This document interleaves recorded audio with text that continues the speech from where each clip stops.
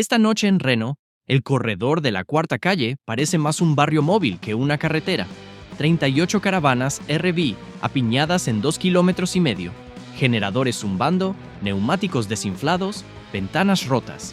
Y no son las únicas.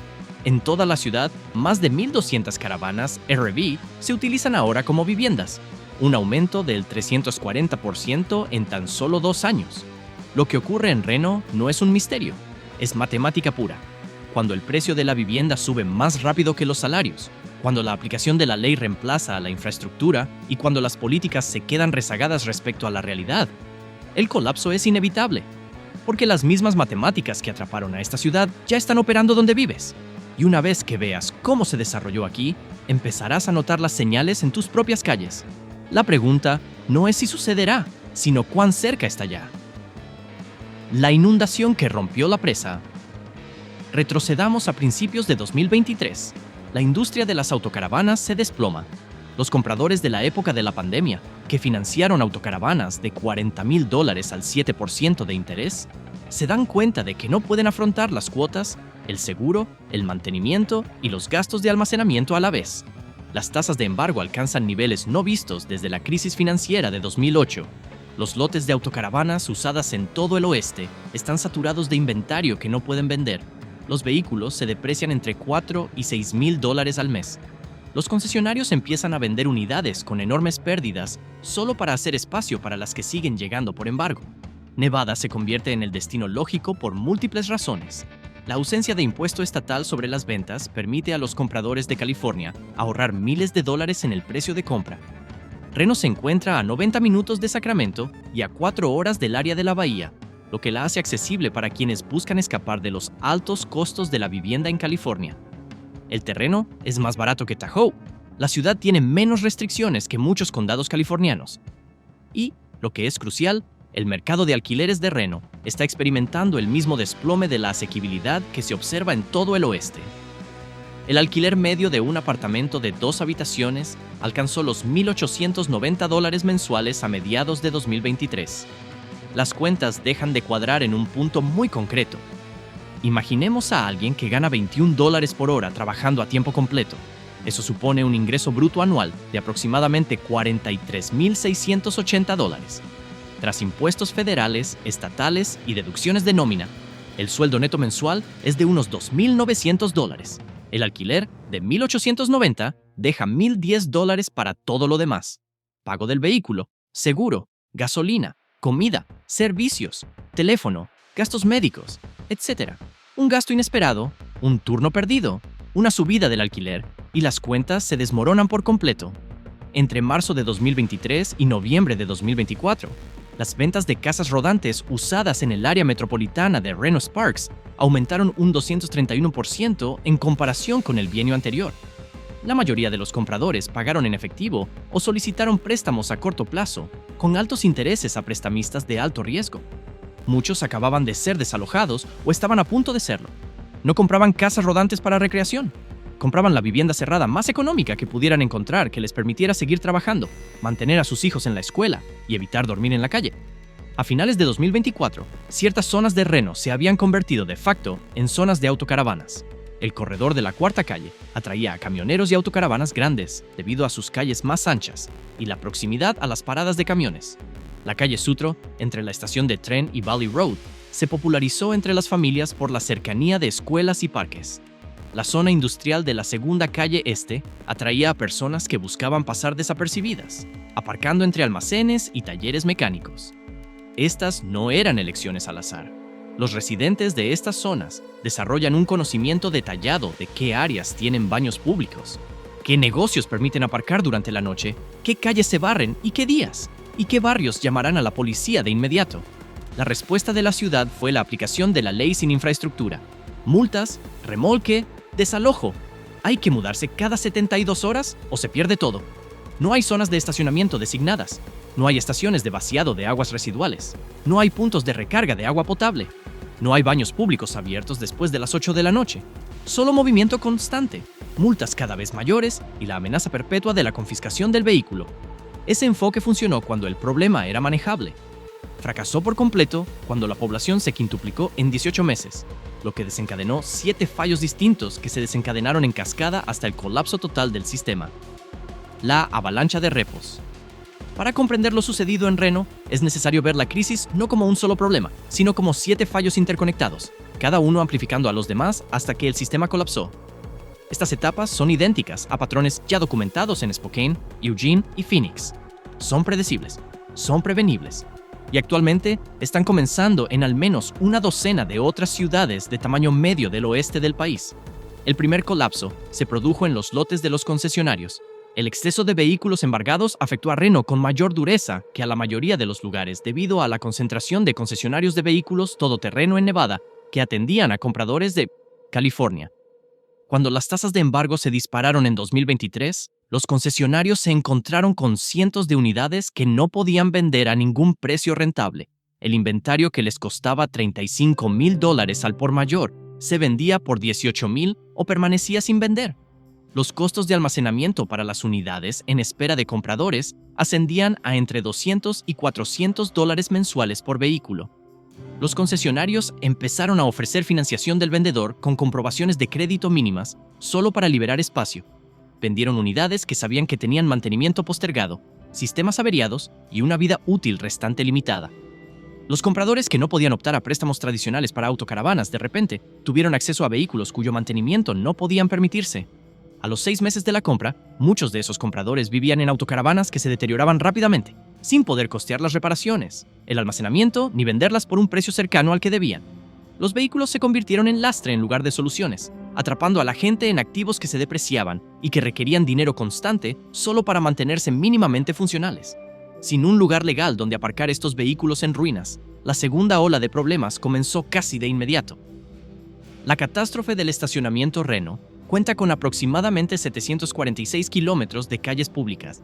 De estos, quizás solo 29 kilómetros permiten que vehículos de más de 6.7 metros estacionen legalmente durante la noche sin permisos especiales. Los parques y campings para autocaravanas cobran entre $45 y $85 por noche, lo que equivale a entre $1,300 y $2,500 al mes, más caro que muchos apartamentos. Los trasteros cobran entre $200 y $400 mensuales por estacionar autocaravanas al aire libre, si es que hay disponibilidad. Si vives en el vehículo porque no puedes pagar el alquiler, obviamente no puedes permitirte un trastero. Eso deja las calles públicas y la rotación de 72 horas. Sin embargo, la ordenanza de 72 horas de Reno se redactó cuando el número de vehículos estacionados se medía por docenas, no por cientos. Cuando la población se disparó, la aplicación de la normativa se volvió matemáticamente imposible. La ciudad cuenta con 11 agentes de estacionamiento para toda el área metropolitana. Incluso trabajando a tiempo completo, no pueden controlar los 1,200 vehículos que circulan cada 3 días. Así que se produjo la concentración. La gente encontró las zonas con menor vigilancia y se agrupó allí. La cuarta calle, Sutro, la segunda este. Estos grupos provocaron quejas vecinales, lo que a su vez desencadenó operativos selectivos de control, que dispersaron temporalmente a la gente antes de que se reagruparan en las mismas zonas o cerca de ellas. El ciclo se repitió sin cesar, sin resolver nada y costando millones. La gente ya no aparcaba, daban vueltas, en constante movimiento, nunca estables, nunca dentro de la ley, nunca seguros. Pero la incapacidad de permanecer en un lugar creó un problema mucho más peligroso que las infracciones de aparcamiento. La pesadilla del saneamiento. Las casas rodantes requieren 3 sistemas para funcionar como espacios habitables: entrada de agua potable, desagüe de aguas grises, provenientes de lavabos y duchas, y evacuación de aguas negras, provenientes de inodoros. La mayoría de las casas rodantes tienen tanques de agua potable con capacidad para 30 a 50 galones, tanques de aguas grises con capacidad para 40 a 60 galones, y tanques de aguas negras con capacidad para 30 a 50 galones.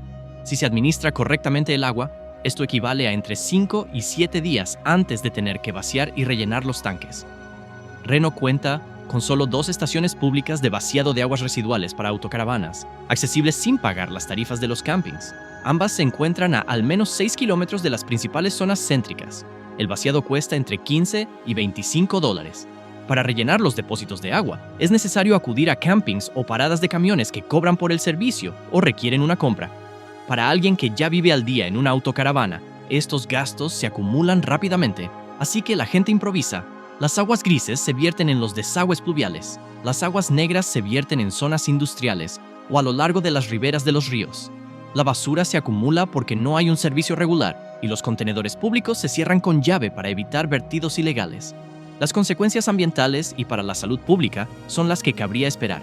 Contaminación de las vías fluviales, riesgo de hepatitis A, problemas de control de vectores y condiciones insalubres que no se tolerarían en ninguna vivienda legal. El fallo de la infraestructura no era solo un inconveniente, sino que estaba creando auténticas emergencias de salud pública para las que la ciudad no tenía ningún plan. Mientras tanto, los organismos responsables de la seguridad pública estaban llegando a su límite.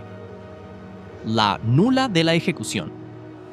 La oficina del sheriff del condado de Washoe recibió 4 de 600 llamadas relacionadas con el sistema de alerta RV en 2024, un aumento con respecto a las 1.700 del año anterior. Estas llamadas abarcan desde quejas por ruido y controles de bienestar hasta denuncias de robo, agresión, violencia doméstica y actividades sospechosas. Cada llamada requiere la intervención de un agente, documentación y seguimiento. Mientras tanto, el departamento ya cuenta con poco personal y debe gestionar un volumen creciente de llamadas en toda la ciudad. La priorización de las respuestas se volvió inevitable. Las llamadas no urgentes a zonas con alta concentración de personas comenzaron a ser relegadas a un segundo plano. Los tiempos de respuesta se alargaron.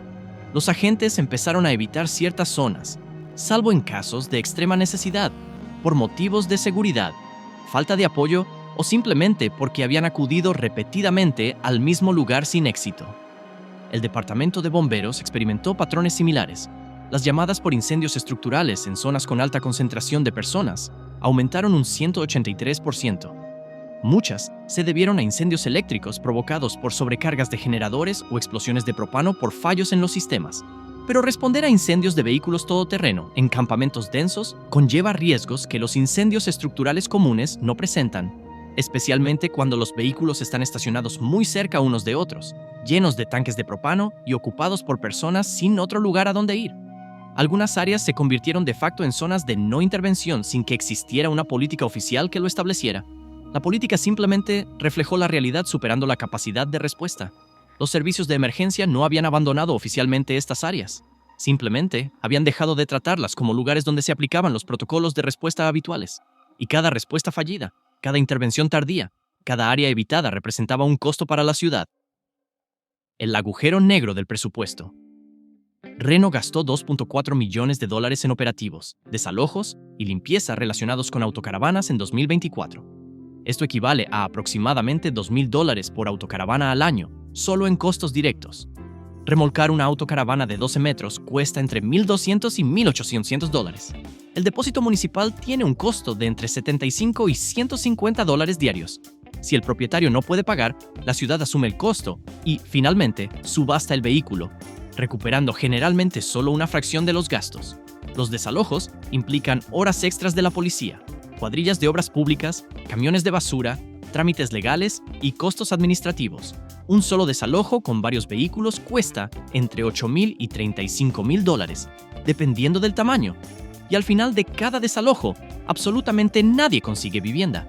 Simplemente se mudan a 6 cuadras de distancia y el ciclo vuelve a empezar. La ciudad gasta cantidades cada vez mayores sin resolver nada, mientras alega no tener presupuesto para soluciones reales como estacionamientos con servicios. Las cuentas no cuadran hasta que se entiende que la aplicación de la ley se presenta como una acción, mientras que reconocer la crisis como un problema de vivienda requeriría soluciones políticamente incómodas. Cada dólar gastado en remolque es un dólar que no se invierte en infraestructura que podría brindar estabilidad a las personas. Pero la infraestructura exige admitir que la crisis es permanente sin intervención. La aplicación de la ley crea la ilusión de que el problema se puede eliminar mediante multas y el desplazamiento. Mientras la ciudad malgastaba dinero en una aplicación de la ley ineficaz, los barrios estaban al borde del colapso. La ruptura de la comunidad. Los barrios con alta concentración de vehículos RV comenzaron a organizar campañas de presión. Las reuniones del ayuntamiento se tornaron tensas. Los residentes exigieron la retirada inmediata de todos los vehículos RV de sus calles. Los comerciantes informaron de una disminución del flujo de clientes y un aumento de los costes de seguridad. El valor de las propiedades en las zonas afectadas experimentó un descenso considerable. Algunos residentes tomaron la justicia por su mano, pinchando neumáticos. cortando los servicios públicos, pegando notas amenazantes en los parabrisas o enfrentándose directamente a los ocupantes de vehículos, en ocasiones con tono violento. La ciudad se vio atrapada entre los residentes que exigían una aplicación estricta de la ley y los activistas que señalaban que los desalojos simplemente reubicaban a las personas sin solucionar nada. La confianza en el gobierno municipal se derrumbó en ambos bandos. Mientras tanto, los residentes de las zonas residenciales con estacionamiento restringido, RVs, se enfrentaban a una creciente hostilidad, lo que dificultaba aún más la ya de por sí complicada tarea de encontrar aparcamiento seguro. La crisis dejó de ser un problema de vivienda o de políticas públicas para convertirse en un conflicto visible entre nosotros y ellos, que imposibilitaba políticamente cualquier solución racional. Todos los barrios querían que desaparecieran las RVs. Ningún barrio quería zonas de aparcamiento designadas cerca. Todos los residentes exigían que se aplicara la ley. Nadie quería financiar los servicios. El bloqueo político se volvió absoluto, lo que garantizó que la crisis siguiera agravándose, mientras que cualquier respuesta significativa se volvía imposible. Y en medio de ese bloqueo, la ciudad tomó una decisión que jamás reconocería públicamente: la rendición silenciosa. A finales de 2024, Reno había establecido tácitamente zonas donde se toleraba la vivienda tipo RV, a pesar de que la política oficial afirmaba lo contrario. La aplicación de la ley en estas áreas se volvió esporádica o inexistente. La respuesta a los servicios de emergencia se ralentizó o cesó. La ciudad mantuvo públicamente una retórica de tolerancia cero, mientras que en privado reconocía que carecía de recursos para abordar el problema de la concentración de viviendas en zonas industriales o periféricas.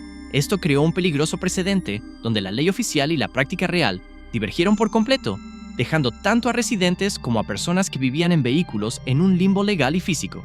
Las zonas se convirtieron en campamentos informales sin servicios, sin supervisión, sin ninguna vía para una solución. El colapso fue total. La ciudad había criminalizado la vida en vehículos en todas partes, a la vez que la aceptaba en zonas específicas. Las personas que vivían en vehículos no tenían estatus legal ni una aplicación consistente de la ley. Los barrios recibieron promesas de acción que nunca se materializaron, y todo el sistema existía en un estado de disfunción permanente que no satisfacía a nadie y perjudicaba a todos.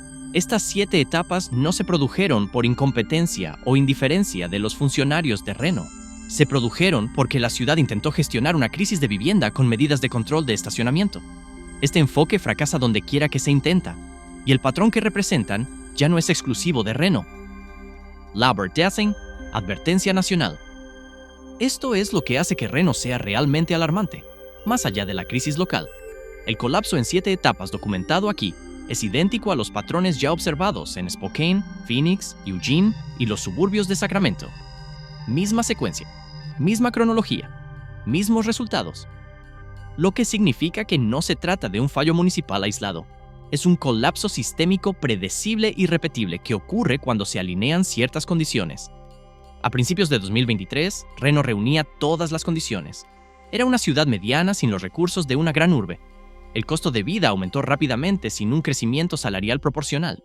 Su proximidad a California generaba una sobrepoblación. Contaba con un amplio inventario de vehículos de alquiler con conductor, RV, debido al colapso del sector. Carecía de infraestructura de estacionamiento segura. Su política se centraba en la aplicación de la ley. El colapso no era una cuestión de si ocurriría, sino de cuándo y con qué rapidez. La respuesta fue, en tan solo 18 meses, la situación pasó de ser manejable al colapso total. Ahora observemos las ciudades que se encuentran en la misma situación. Las afueras de Las Vegas, en particular North Las Vegas y Henderson, muestran patrones incipientes de concentración. En los suburbios del Valle de Salt Lake, los alquileres aumentaron un 38% en 3 años. Los suburbios de Sacramento ya experimentan aumentos de población similares a los de Reno en 2023. Las zonas periféricas de Boise, donde los precios de la vivienda han sido noticia a nivel nacional. Fresno, Bakersfield y Modesto muestran indicadores preliminares. Este patrón revela algo incómodo.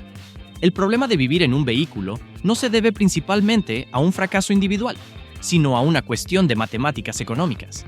Cuando el costo de la vivienda alcanza entre el 70 y el 80% del ingreso medio, cuando el crecimiento salarial se retrasa 15 años con respecto al aumento de los costos, cuando un gasto inesperado desencadena la ruina financiera total de casi la mitad de la población activa, Vivir en un vehículo se convierte en la consecuencia lógica para miles de personas simultáneamente. Todas las ciudades que actualmente atraviesan esta situación se enfrentan a la misma disyuntiva que Reno en 2023: reconocerla como una crisis de vivienda que requiere inversión en infraestructura, o bien optar por la aplicación de la ley y presenciar el mismo colapso en 7 etapas. La diferencia radica en que algunas ciudades ya han descubierto que funciona. Las soluciones acumulando polvo. Sacramento gestiona 3 programas de estacionamiento seguro en un radio de 80 millas de Reno. Estos programas ofrecen estacionamiento nocturno legal, acceso a baños, vigilancia y gestión de casos para los participantes. La tasa de éxito en la transición de los participantes a una vivienda estable supera el 81% en un plazo de 18 meses.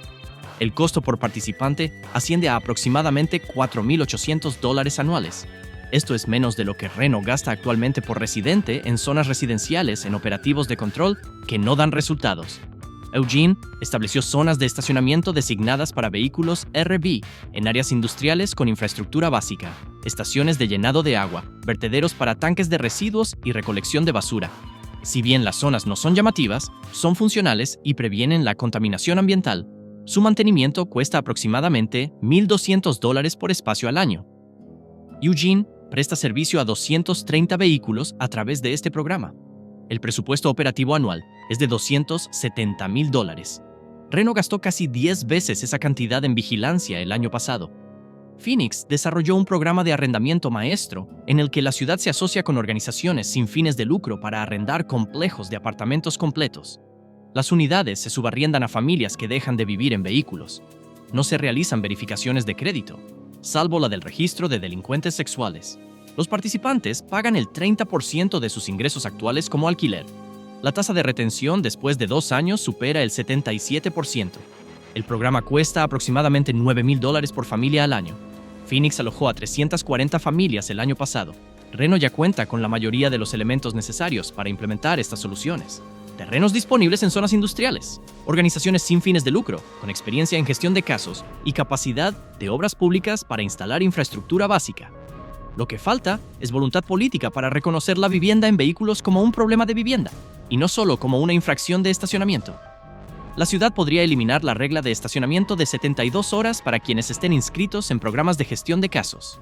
Designar 4 terrenos en zonas industriales para estacionamiento legal de vehículos con servicios básicos y redirigir la mitad del presupuesto actual destinado a la aplicación de la ley hacia la orientación en materia de vivienda.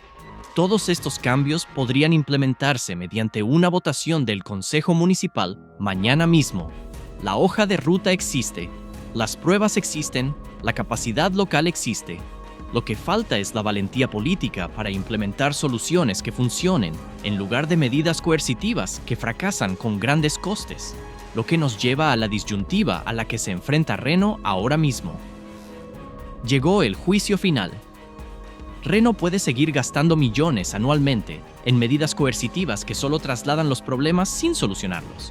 Observar cómo la población de viviendas sociales sigue creciendo, cómo más barrios organizan campañas de desalojos, cómo los servicios de emergencia se deterioran aún más y esperar a que la crisis se resuelva sola.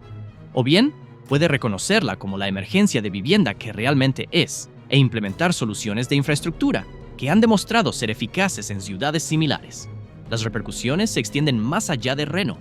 Si una ciudad mediana con los recursos de Reno no puede contener el problema de los vehículos sin hogar una vez que alcanza una masa crítica, ¿qué significa eso para la docena de ciudades que se encuentran en la misma situación ahora mismo? La periferia de Las Vegas está 18 meses atrasada con respecto a Reno. Los suburbios de Salt Lake City están quizás a 24 meses. Cuando esas ciudades lleguen a la crisis, se enfrentarán a la misma disyuntiva. Para quienes nos observan desde otra ciudad del oeste, las señales de alerta son específicas y cuantificables. Si el alquiler medio de su zona supera el 65% de la renta media, se encuentra en una situación de riesgo. Si la venta de autocaravanas en su región ha aumentado considerablemente en los últimos 2 años, sobre todo las de segunda mano, con un precio inferior a $20,000, ese es el segundo indicador. Si ve autocaravanas aparcadas con frecuencia en zonas industriales o a lo largo de corredores comerciales, es una confirmación evidente. Si las noticias locales han publicado reportajes sobre campamentos de autocaravanas, la crisis ya ha comenzado. Y si la respuesta de su ciudad se limita a la aplicación de la ley sin inversión en infraestructuras, está presenciando las primeras etapas de la misma situación que se vive en Reno. El problema de los vehículos sin hogar se ha convertido en la punta de lanza de la crisis de vivienda en Estados Unidos, el indicador que muestra qué mercados han llegado a un punto crítico donde los trabajadores ya no pueden costearse una vivienda en las comunidades donde trabajan. Reno no es un caso aislado, es una señal de alarma, y la crisis que representa se está extendiendo precisamente porque las condiciones subyacentes existen simultáneamente en decenas de mercados. La cuestión no es si esta crisis se propagará, eso ya está sucediendo. La cuestión es si las ciudades responderán con infraestructura y servicios que reduzcan el sufrimiento y ayuden a las personas a alcanzar la estabilidad, o con medidas coercitivas que malgastan dinero y empeoran la situación. Reno optó por las medidas coercitivas, gastó millones, no solucionó nada. El colapso de Reno es solo una advertencia, pero no la última. Algunos estados ya muestran las mismas señales de alerta, y en nuestro video anterior analizamos cuáles están más cerca del abismo. Haz clic en el siguiente para ver la magnitud del problema. Y si quieres estar al tanto de lo que se avecina, suscríbete y activa las notificaciones, porque esta historia no hará más que agravarse.